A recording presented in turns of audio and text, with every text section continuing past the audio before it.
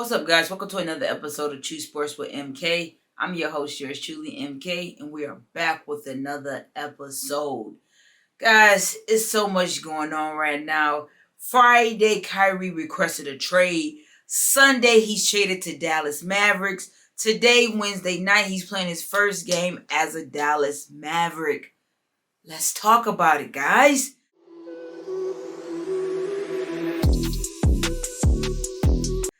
I don't know where to begin. I did not see this trade request coming. I felt it because after everything the Nets did to my boy Kyrie, I would have did the same thing. You feel me? So let's just start off here. Kyrie Irving is averaging over 27 points, 5.1 rebounds, and at least 5 to 6 assists per game. You feel me? So right now he's playing elite basketball. The Nets are number 4 in the East and Dallas is number 4 in the West. With this trade, it switches up the whole dynamic of the Eastern Conference and the Western Conference. Now on the West, if you go on a winning streak or a losing streak, you could get knocked down or pushed up. It don't really matter how even they are over there in the West. So now you trade Kyrie to the Dallas Mavericks with Luka, who's a top candidate for MVP this year. You add those two people together, I instantly see them in the finals. I don't care what you guys got to say. I can see Dallas Mavericks making it to the finals on the Western Conference. Now, the only thing I can say is that they will have to fight very hard to be able to make it to the finals because the West, they stacked. It ain't going to be no easy way there, but I can see them in the finals playing and almost winning that championship ring, to be honest with y'all. Now, here's the reason why I say that. Kyrie is one of the best scorers known to man, best handles I have seen in this league. He gets the ball, he go you, and make a nice finish, and a soft touch finish at that. Like him and Chris Paul have it where they can just get to there and do a nice little fadeaway jump shot and just butter all the time. So you add Kyrie with his elite scoring, and you add Luka, who's been playing basketball since he was 14, 15, professional basketball. You add him, who can score almost anywhere, finish, dish the ball, everything, and get rebounds. You add him into the mix, they are dangerous to deal with. They have the ability to feed off each other to be able to score. Like Kyrie can make a play where Luka could get an open basket, vice versa. So I feel like this was a nice move for Dallas. Even though I kind of wanted the Lakers to get Kyrie and ship my boy Russ to the Nets so they can have a reunion with him and KD. That's what I saw Friday when Kyrie requested that trade. I said, oh yeah, Lakers about to get him. Kyrie and LeBron can do their little thing with AD. Russ going over to the Nets, get with KD once he gets healthy. And let's get this party started, you feel me? Talking about Kyrie and KD, they only played 87 games together throughout their whole time playing with the Nets. And that's including regular season and playoffs. That's how many games they played. And I don't understand how the Nets go from having 3 of the top players in the NBA on their team and not make it into the playoffs or even into the finals or whatsoever. I don't understand how that can happen in that time span. And now everyone has requested a trade. James Harden requested a trade. He's out of there. KD requested it. They gave him some chicken to keep him there. He's injured, not playing no games. They lost their last 2 games. Last game they played, it was real close. They was real close even with having KD out and not having a Kyrie at all. That was a good matchup that they played against Phoenix. But they're going to need a lot more than their young players on that team to get them to a finals or to keep them at number 4. And you add Dorian and they got Spencer Dinwiddie. Those 2 are elite scorers and they can play top defense. And that's something I feel like the Nets can contribute with, and they got some scorers. Ben Simmons, I don't know what he's doing on the Nets team right now. I feel like they need to ship him to a team where they only got shooters or people who could score, because he's a point guard who's just going to pass the ball. He's not there to play no type of offense. He's here to do what he can do, dish it over, and hopefully they make the basket and get some rebounds.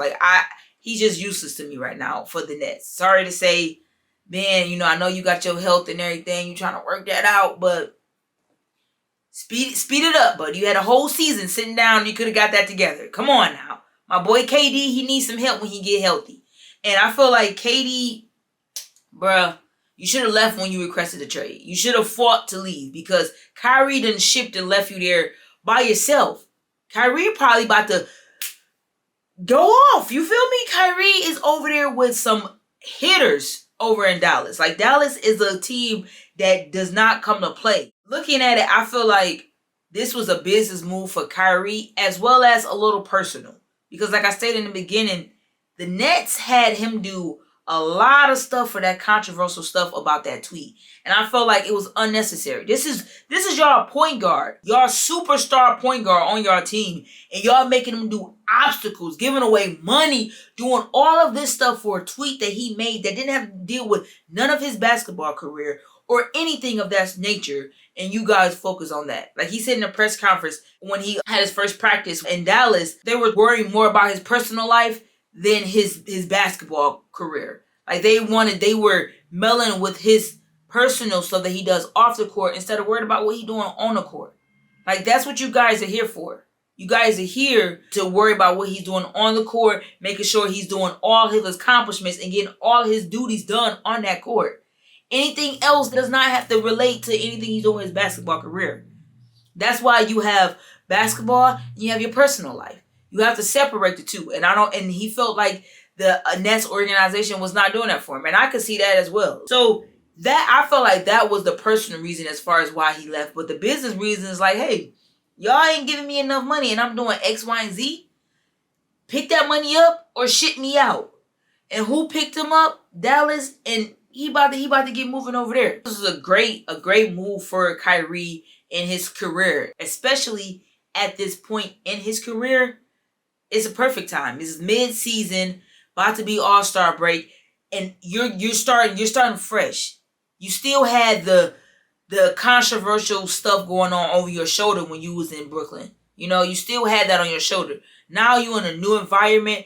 It's a fresh start. You can come out and just focus on your basketball, and that's all. Nothing else. You don't have to hear about what other people think, what your organization feels about you. It's nothing. It's just basketball and getting to the finals. That's it. Getting to the playoffs and moving up. That's all he's gonna worry about. And I feel like this is a great trade for him. Now looking at it, I feel like what KD gonna do? Like what is KD gonna do over there in Brooklyn? If he comes back healthy and can stay healthy for the remaining of the season, the Nets can probably stay in that playoff bracket. You know, stay in the top 7. You know, so they won't have to be in a play-in. I feel like they probably could do that if KD comes back healthy. And if Kyrie stays healthy and the whole Dallas team stays healthy, they're going to be something scary to see.